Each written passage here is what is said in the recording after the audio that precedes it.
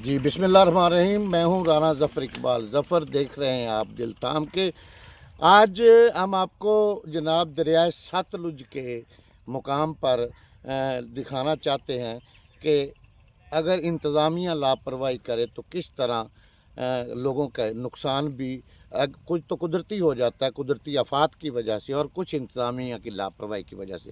दो दरिया क्रॉस करके हम यहाँ पे खड़े हैं मियाँ ताज भट्टू साहब की ढारी पे। यहाँ जो मैं आपको बताना चाहता हूँ कि यहाँ से आबादी शुरू होती थी। आप यहाँ अब देख सकते हैं, यहाँ पे ये जो बड़ा गड़ा है, यहाँ से आबादी शुरू होती थी और टोटली यहाँ आबादी थी, और ये घारी घर लोगों के थे। और जनाब वहाँ वो सामने आप देख रहे होंगे, वो जनाब उनकी जो थी रहायश गाहें और दीगर लोगों की थी, वो भी गिरी पड़ी हैं। एक भी घर नहीं बचा, कोई जगह नहीं बची जिसमें रहायश रखी जा सके या कोई मुलाजम यहाँ पे रह सके। अब वो अपनी मदद आपके तहत लगे जी। यहाँ पर जो पटवारी साहब है, पटवारी उसका नाम मोहम्मद सैन है, उसने अपनी मर्ज़ी के तहत लोगों को जनाब नवाजा है। कई कई लोगों के तो कुछ भी नहीं हुआ तो उन्हें पैसे जारी करवा दिए, और जहाँ तक उन्होंने पहुँचने की आने की ज़हमत तक गवारा नहीं की।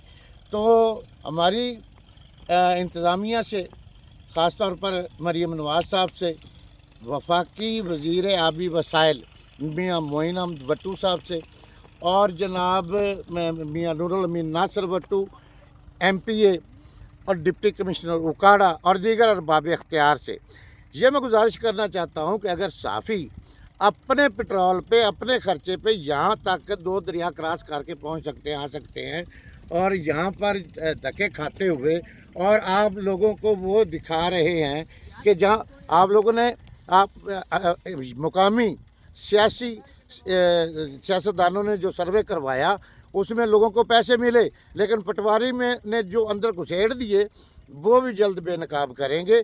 और ये जो रह गए हैं लोग, इनका सर्वे होना चाहिए, इनको पेमेंट मिलनी चाहिए। ये देखिए ना, पूरा एक आधा हिस्सा तकरीबन हाफ एकड़ बनता है, ये एकड़ बनता है, ये पूरा गांव, ये घर था, ये घर ही घर थे जो उड़ गए, और इनको पूछने वाला ही कोई नहीं है।